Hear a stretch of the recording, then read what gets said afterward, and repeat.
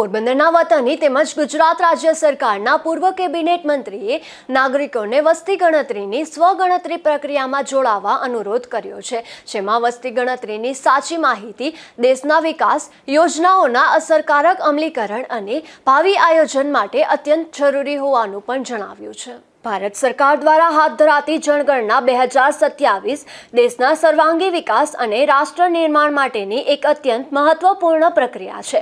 ગુજરાત રાજ્યમાં શરૂ થયેલી સ્વગણતરી પ્રક્રિયામાં દરેક નાગરિક સક્રિયપણે જોડાય તે માટે પોરબંદરના વતની તેમજ ગુજરાત રાજ્ય સરકારના પૂર્વ કેબિનેટ મંત્રી બાબુભાઈ બોખીરિયાએ નાગરિકોને અનુરોધ કર્યો હતો। બાબુભાઈ બોખીરિયાએ જણાવ્યું હતું કે વસ્તી ગણતરી માત્ર આંકડાકીય પ્રક્રિયા નથી, પરંતુ દેશના ભવિષ્યનું આયોજન નક્કી કરતી સૌથી મહત્વપૂર્ણ વ્યવસ્થા છે।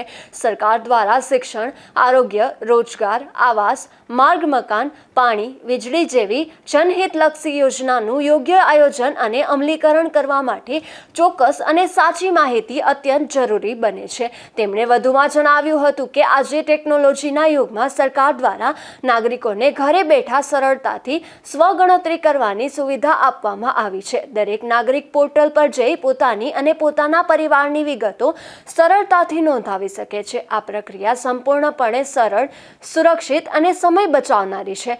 બાબુભાઈ બોખીરિયાએ ખાસ કરીને યુવાનોને આ અભિયાનમાં આગળ આવવા અપીલ કરી છે। નિપુલ પોપટ સાથે અશોક થાનકી, ગુજરાત ન્યૂઝ, પોરબંદર।